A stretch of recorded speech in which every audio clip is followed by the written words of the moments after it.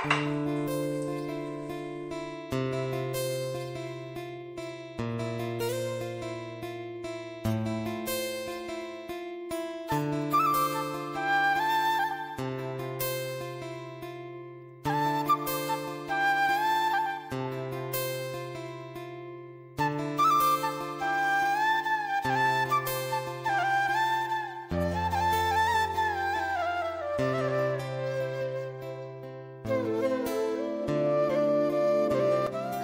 नमस्कार, मी स्नेहा कोगदे फॅमिलीमध्ये तुम्हा सर्वांचं पुन्हा एकदा खूप सारं स्वागत करते। कसे आहात सगळे? आशा करते तुम्ही सर्वजण मस्त आणि भरपूर मजेत असाल।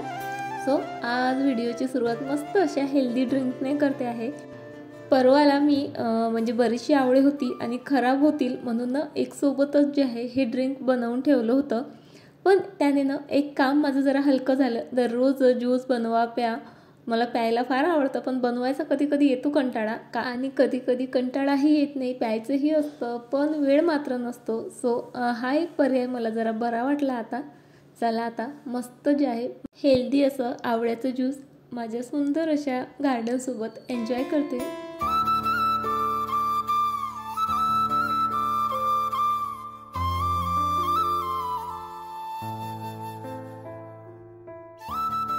आज मला भरपूर कामं आहेत। भरपूर म्हटल्यापेक्षा एकच काम आहे, पण जरा बरंच मोठं आहे। बघा, हा माझ्या किचनचा काउंटर टॉप आहे आणि हा आतापर्यंत असा दिसतो आहे आणि थोड्याच वेळात जे आहे मी याचा कायापालट करणार आहे। हो, काही दिवसापूर्वी मिशोवरनं काही प्रोडक्ट्स बोलवलेत मी आणि तुमच्यासोबत ऑलरेडी शेअरही केलेले आहेत, पण अजूनही ते जे आहेत मी किचनमध्ये अरेंज केलेले नव्हते। सो ते जे आहेत मला अरेंज करायचे आहेत, पण त्यापूर्वी म्हटलं जरा क्लिनिंगही करूयात। कारण म्हणजे मी नेहमीच म्हणत असते बघा, तुम्ही कितीही महागड्या वस्तू आणा, कितीही महागडे शोपीस आणा, पण जर क्लिनिंग नसेल, घर स्वच्छ नसेल ना, तर त्याचा काहीही उपयोग नाही। सो माझ्या या थिंकिंगनुसारच मी चालते आणि चला पहिले जे आहे पूर्ण क्लिनिंग करते। आधी तर ठरवलं होतं हे जार वगैरे सर्व काढते आणि ओल्या कपड्याने वगैरेच जे आहे पुसून घेते, पण मग आता माझ्याकडे वेळ होता, मुलंही जरा बिझी होती, तर म्हटलं चला एकदाचे जे आहे याला घसून वगैरेच जे आहे क्लीन करते। आणि यातले बरेचसे असे जार आहेत ते मी ऑलरेडी क्लीन केलेलेच आहेत, स्वच्छच आहे। कारण कधीही मी कोणताही डब्बा असू देत, काचेचे जार असू देत, प्लास्टिकचे असू देत, त्यातलं काही संपलं की ते आधी क्लीन करते, त्यानंतरच ते पुन्हा फिलअप करते। सो त्यामुळे बरेचसे जार क्लीनच आहेत। काही आहेत जे डर्टी आहेत ते मी पुढे क्लीन करेलच, पण त्याआधी बघा हे इथे काचा आहेत, हेही मी ठरवलेलं आधी कपड्यानेच पुसते, पण जेव्हा त्याला टच केलं ना तर बरेच चिकट झालेले दिसले आणि तसलं तर म्हणजे मला कसतरीच होतं। त्यामुळे लगेच जे आहे मी छान ती सॉफ्टवाली घासणी असते, स्पंज घेतला, त्यावर थोडंसं आपलं नेहमीचं विम लिक्विड घेतलं आणि छान घसून घेतलं। आधी ओल्या कपड्याने पुसलं, त्यानंतर कोरड्या कपड्याने मस्त पुसून क्लीन केलं। अशी क्लिनिंग केली ना तर मनाला एक वेगळंच समाधान वाटतं। आणि तसंही आपला पूर्ण दिवस म्हणजे मी तर म्हणते अर्ध आयुष्यच आपलं किचनमध्येच जातं की काय। आपली सकाळ किचनमध्ये होते, दुपारही किचनमध्ये आणि संध्याकाळीही किचनमध्येच होते। सो ती क्लीन असली ना तर आपलं मन कसं आनंदित राहतं। आणि हा चायवाला मला माहीत नव्हतं, हा टाईमपासमध्ये बनवलेला खरं तर मी तुम्हाला इतकं जास्त आवडेल म्हणून, आणि लवकरच जे आहे मी पुन्हा एकदा तुम्हाला तो बनवून दाखवणारच आहे। प्रोसिजर तशी स्टार्ट झालेली आहे। सो ह्या काही मी इथे लाकडाच्या शेल्फही लावलेल्या आहेत। सो त्याही मी अशाच प्रकारे छान आधी थोडंसं घसलं, त्यानंतर ओल्या आणि कोरड्या कपड्यांनी क्लीन करून घेतल्यात। कारण किचनमध्ये ना सर्वीकडे चिकटावा येतोच, आपण कितीही म्हटलं ना तरी सुद्धा माहिती आहे का, मी त्यावर ह्या ज्या प्लास्टिकच्या सीट दिसत आहेत ना त्या अंथरल्या होत्या, त्यामुळे तेवढ्याशा त्या लाकडाच्या फळ्या खराब झालेल्या नाहीत, पण ह्या शीट मात्र बऱ्याच म्हणजे डर्टी झालेल्या होत्या, त्यावर बराच चिकटावा होता, त्यामुळे त्यावर डस्ट वगैरेही बसलेली होती। सो त्या मी घसून क्लीन केल्यात। तोपर्यंत ह्या माझे काचेचे जार पण जे आहेत छान म्हणजे 10 मिनिटं मी ठेवले पाण्यात आणि मुरले होते। सो तेही क्लीन करून ठेवलेत। इथे तुम्हाला दिसत आहेत जे स्पून वगैरे होल्डर्स आहेत तेही म्हणजे DIYच आहेत। सो तेही मला आज क्लीन करायचेच आहेत। तसंही आता बघा संक्रांत येत आहे, आपल्याकडे हळदी कुंकू होतं, आपल्या फ्रेंड्स येतात आपल्याकडे, सो आपलं घर स्वच्छ असायलाच हवं।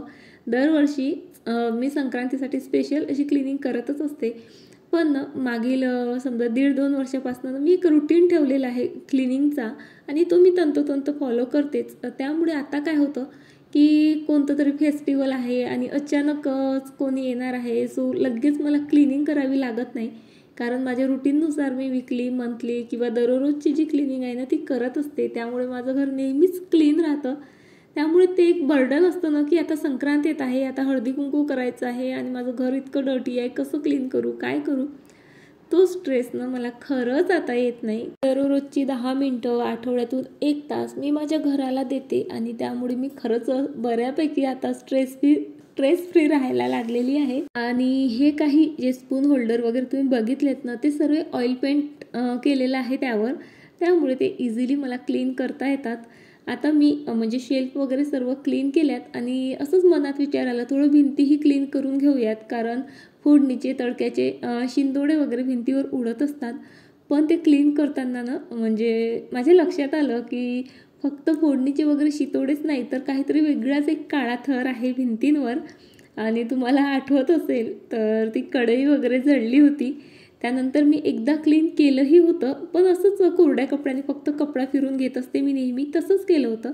पण आज जेव्हा ओला कपडा लागला ना भिंतीला तेव्हा लक्षात आलं, बापरे, भिंती इतक्या काळ्या होत्या. समोर मी तुम्हाला दाखवतेच ते सर्व. ही भिंत जरा बरी होती, सो ही भिंत मी थोड्याशा ओल्या कपड्याने आणि कोरड्या कपड्याने व्यवस्थित पुसली. पण गॅसवरची जी भिंत होती ना ती भयंकर म्हणजे भयंकरच काळी झालेली होती आणि हे माझ्या ध्यानीमनीही नव्हतं. बघा तुम्हाला दिसत आहे इथे. सो फायनली ठरवलं ही पूर्णतः आज क्लीन करायचीच आपण. थोडा एक्स्ट्राचा वेळ लागला तर चालेल. सो मी पुन्हा तेच स्पंजची जी नरमवाली घासणी असते ती घेतली, त्यावर डेटॉल वगैरे भरपूर घेतलं आणि सरळ पूर्ण भिंतनं घसूनच घेतली. आणि पुन्हा एकदा या भिंतीवरही मी ऑइल पेंट केलेलं आहे, सो हे घसणं वगैरे पाण्याने पुसणं वगैरे ना इझिली होऊन गेलं. साधा जर कलर असता ना तर हे पॉसिबलच नसतं. आणि मला यापूर्वीचा अनुभव होता, म्हणून यावेळेस जेव्हा मला कलरिंग करायचं होतं तेव्हा मी पूर्ण जे काउंटरटॉपचा एरिया आहे किंवा त्याच्यावरचा जो एरिया आहे ना त्या सर्व याला ऑइल पेंटच दिला, कारण मला म्हणजे माहीत होतं फोडणीचे डाग वगैरे पडतात आणि ते म्हणजे खूप गंदे दिसतात आपण कितीही क्लीन केलं तरी. ही काउंटरटॉपवर जी टाईल्स असते ती जरा उंच असती ना तर माझं हे काम म्हणजे ऑइल पेंट वगैरे द्यायची मला गरज नसती पडली. पण त्या खूपच छोट्या छोट्या आहेत, शिंतोडे अगदी वरपर्यंत उडतात. सो त्यामुळे मी डिसिजन घेतला होता की ऑइल पेंटच करायचा. सुरुवातीला आरोहीचे पप्पा ॲग्री नव्हते, पण त्यांना मी सर्व समजून सांगितल्यानंतर त्यांनाही कळलं. आणि ना आता जेव्हा मी अशी पुसताना दिसते ना तर तेही जरा म्हणजे असंच की हां बरं झालं आपण ऑइल पेंट दिलं असं त्यांचं म्हणणं असतं. चला बोलता बोलता पूर्ण जी माझी वॉल आहे ना मी पूर्ण घसून काढली, त्यानंतर ओल्या कपड्याने पुसली, कोरड्या कपड्याने पुसली आणि अगदी चकाचक केली. तोपर्यंत माझे हे काही लायनर वगैरे होते तेही सुकलेत. आता ते मी ठेवलेत आणि आता पटपट जे काही माझे शो पीसेस आहेत किचनमधले ते सर्व आता अरेंज करते. किचनमध्येही माझे लाईव्ह प्लांट आहेत आणि खूप छान त्यांची वाढ चालूच आहे. त्यांना बऱ्याचदा विचारण्यात येतं की किचनमध्ये प्लांट्स जगतात का, किंवा म्हणजे मी ऐकले होतं किचनमध्ये लाईव्ह प्लांट ठेवायचे नाहीत, ते मरतात वगैरे वगैरे. पण आता माझे जवळपास 2 वर्ष झाले हे प्लांट्स इथेच आहेत आणि छान ग्रो होत आहेत. कधीतरी एखादं प्लांट जातं पण लगेच जे आहे मी दुसरं प्लांट त्यामध्ये ॲड करते आणि एकमेकांच्या सोबतीने ते प्लांट्स मस्त ग्रो होत राहतात. चला इथे माझे सर्व शोपीस वगैरे जे आहेत तेही मी मस्त असे हँग केलेत. आणि हे सर्व काचेच्या भरण्या ज्या आहेत मी आधीच वर ठेवून दिल्या होत्या, पण नंतर लक्षात आलं की हे काचही आपल्याला नेहमी घासावे लागतात. सो इथेही आपण काहीतरी प्लास्टिक वगैरे अंथरून देऊ. थोडी शोधाशोध केली आणि मला एक ही प्लास्टिकचीच जी बॅग असते ती दिसली, सो ती कट वगैरे केली. आणि ना आता म्हणजे माझा ना असा प्रयत्न असतो की कामं तर आपल्याला करायचीच आहेत, सकाळ दुपार संध्याकाळ किचनमध्येच असतो आपण, भरपूर कामं असतात. पण तीच कामं ना थोडं स्मार्टली करता आली पाहिजे, म्हणजे आपला टाईम वाचला पाहिजे, आपली मेहनत वाचली पाहिजे आणि आपलं घरही नेहमी ऑर्गनाईज दिसलं पाहिजे. आता कसं ह्या पॉलिथिन्स मी म्हणजे अंथरल्या, जेव्हा केव्हा त्या डर्टी होतील मी डायरेक्ट त्या डस्टबिनमध्ये फेकून देऊ शकते आणि पुन्हा तिथे नवीन पॉलिथिन्स वगैरे मी अंथरू शकते. म्हणजे माझं कामही सोपी झालं, शिवाय माझी मेहनतही वाचली आणि सर्वात महत्त्वाचा वेळही वाचला. आणि खरंच आजच्या काळातनं म्हणजे जगाबरोबर धावायचं असेल ना तर यातच गुंतून राहून काही फायदा नाही.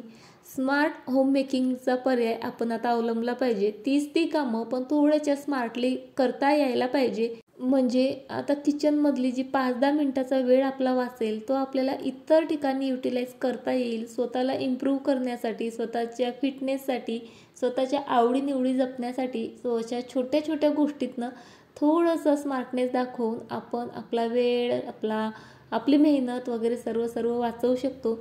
आता हे काही जार्स मी जे वॉश केले होते तेही सुकलेत. सो त्यामध्येही जे काही ड्रायफ्रूट्स वगैरे होते ते सर्व मी फिलअप केलेत. आणि किचनमध्ये जेव्हा असे एकसारखे कोणतेही असू द्यात, स्टीलचे असू द्यात, काचेचे असू द्यात, प्लास्टिकचे असू द्यात, पण एकसारखे जार आपण लावलेत ना तर वेगळाच असा लूक येतो. आणि चला आता जरा काउंटर टॉप अरेंज करते. किती दिवस झाले हे स्टँड बोलवून, आणि खरं तर खूप एक्सायटेड होते मी, पण वेळच मिळत नव्हता. सो फायनली आज वेळ आलेली आहे. चला आता नवीन आलेलं आहे तर जुन्याला थोडं ॲडजस्ट करावंच लागेल. खूप दिवसापासून ही जागा माझ्या ओव्हनची होती, पण आता म्हणजे ओव्हन तर काही नेहमी यूज होत नाही. नेहमी कशाला महिने यूज होत नाही माझं ओव्हन. सो याच्यासाठी कुठेतरी जागा करते, म्हणजे इथे मी माझं जे हे स्टँड आहे, रॅक आहे ते ठेवू शकणार. आणि इथे काउंटर टॉपच्या खाली ना मी ओव्हनसाठी जागा बनवते आहे. इथल्याही मग वस्तूंना थोडंफार ॲडजस्ट करावं लागणार आहे, कारण इथे आता मी ओव्हनही ॲड करते आहे आणि बरंचसे स्पेस आहे खाली. सो आरामात माझं ओव्हन तिथे बसलं.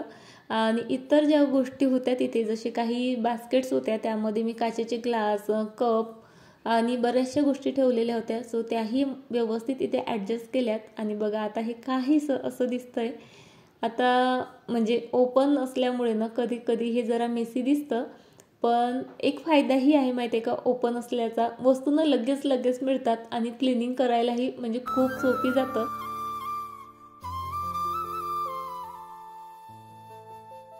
चला माझ्या या रॅकसाठी मस्त जागा झालेली आहे आता.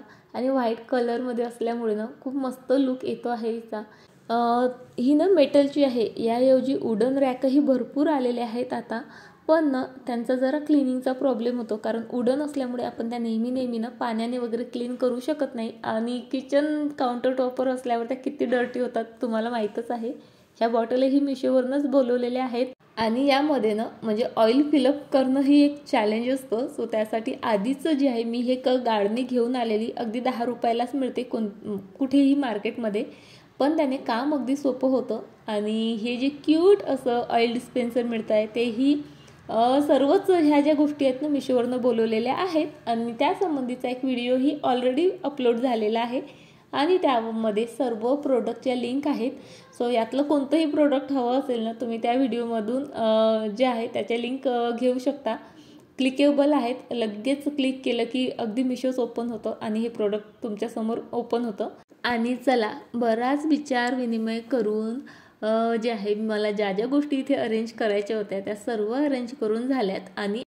आणि आपलं बघा म्हणजे स्वप्न असतं की माझं किचन असं असावं, तसं असावं.